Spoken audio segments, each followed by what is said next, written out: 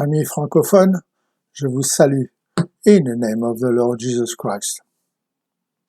I would like to share with you just two verses in the Gospel of Matthew, and they're found in chapter 20, verses 29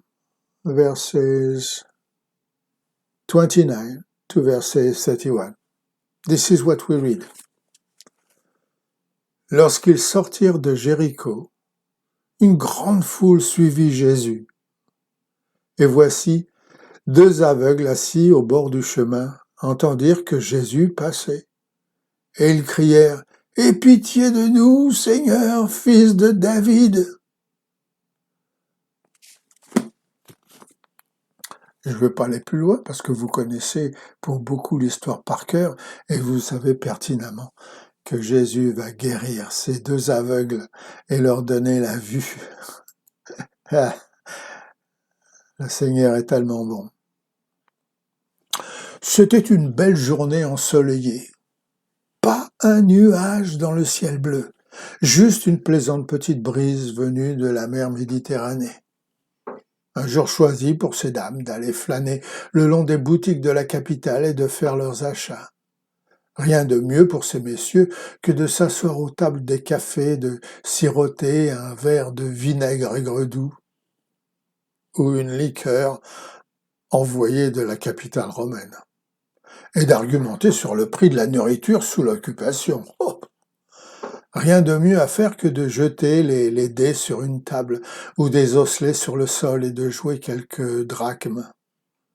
Oui, rien de mieux à faire pour les anciens que de se retrouver aux portes de la ville et se rappeler le bon vieux temps et d'échanger à voix basse leur vue personnelle sur la politique du pays et de recréer en rêve un monde imaginaire fait de mais et de si.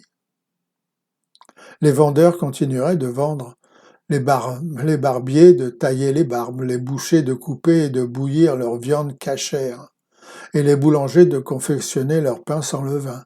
Les enfants auraient continué de jouer à cache-cache dans les rues de la ville, et les tout-petits de tirer sur les robes de leur mère, les suppliant de les porter.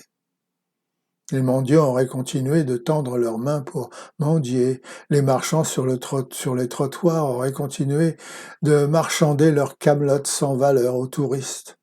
Les voleurs à la tire auraient continué de fouiller les poches des uns et des autres.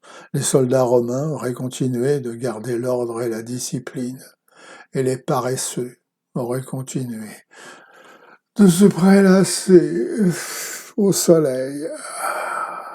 Ah oui, cette journée aurait pu être une journée comme toutes les autres journées. Rien de spécial, rien de nouveau sous le soleil. Si Jésus n'était pas passé par là en ce jour. Car si Jésus n'était pas passé par là, Matthieu, le collecteur de taxes, serait encore un collecteur de taxes, inconfortable avec lui-même. Zacharie, le petit homme qui grimpe aux arbres, serait encore malhonnête, haï par les Juifs et rejeté par tous.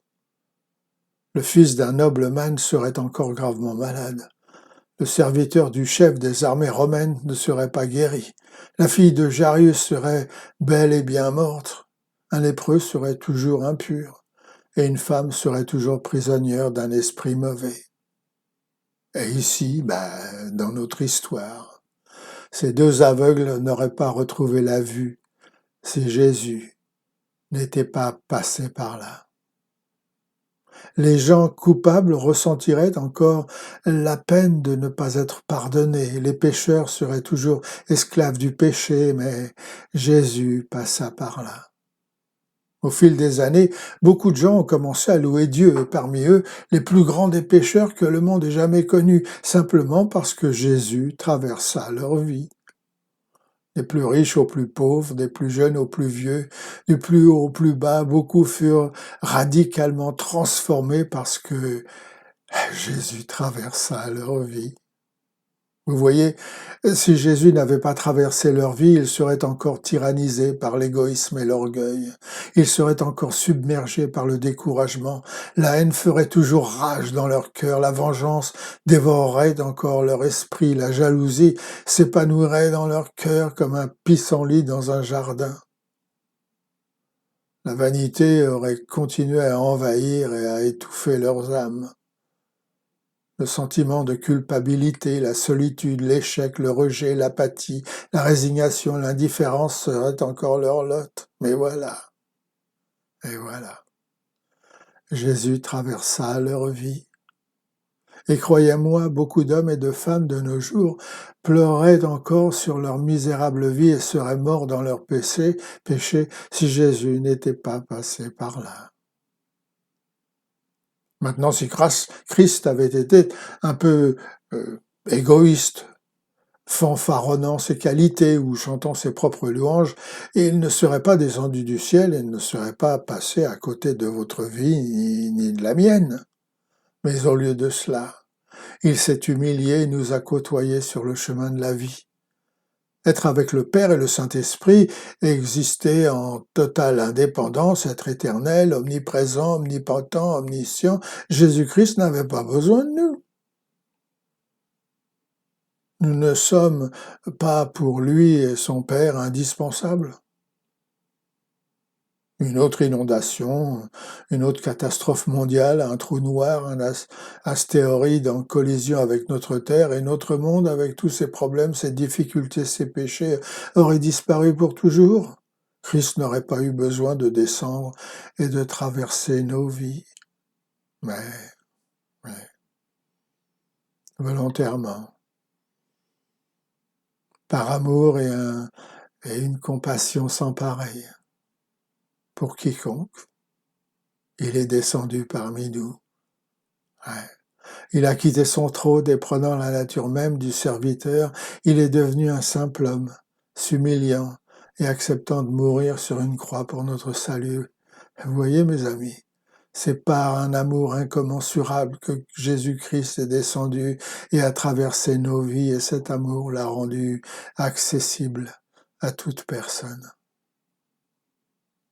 Comme beaucoup d'entre nous, il aurait pu passer égoïstement son temps à protéger ses propres intérêts, à soigner sa propre image, être avide d'argent, gagner l'estime de tous, se montrant en joignant la haute société.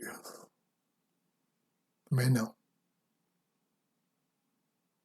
Jésus a passé sa vie à traverser celle des nécessiteux, des solitaires, des rejetés, ceux qui sont malades dans leur corps, mais aussi dans leurs âmes et dans leur esprit. Je le vois entrer dans des maisons respectables aussi bien que dans de mauvaises maisons. Je le vois visitant des manoirs, des palais, des églises, des salles de l'armée du salut aussi, des ghettos, des cafés, des coupes jarrets, des maisons de petite réputation et même des prisons. Notre Seigneur, plein de compassion, passe par tous ces lieux et bien d'autres pour chercher, trouver et sauver ceux qui sont perdus. Et quelle merveilleuse occasion pour notre Père céleste, que notre Père céleste nous donne à nous, ses enfants, de traverser la vie d'hommes et de femmes de la même manière que notre frère Jésus l'a fait. Malheureusement, certains d'entre nous passent devant des gens dans le besoin avec une indifférence totale. Parfois même avec dégoût, dédain, mépris, voire arrogance, ceux que le Seigneur a placés sur le chemin de notre vie. Nous sommes si souvent préoccupés par notre propre vie que nous passons à côté d'eux, la tête dans les nuages. Notre Seigneur, lui, n'est pas comme ça. Sa passion pour les âmes l'a toujours fait s'arrêter. Je crois qu'aujourd'hui n'est pas un jour comme tous les autres jours, parce que Jésus traverse ta vie, toi qui m'écoutes. Aujourd'hui, mon frère, ma sœur, vous pouvez l'arrêter alors qu'il passe près de votre âme afin qu'il fasse pour vous un bilan spirituel de votre cœur.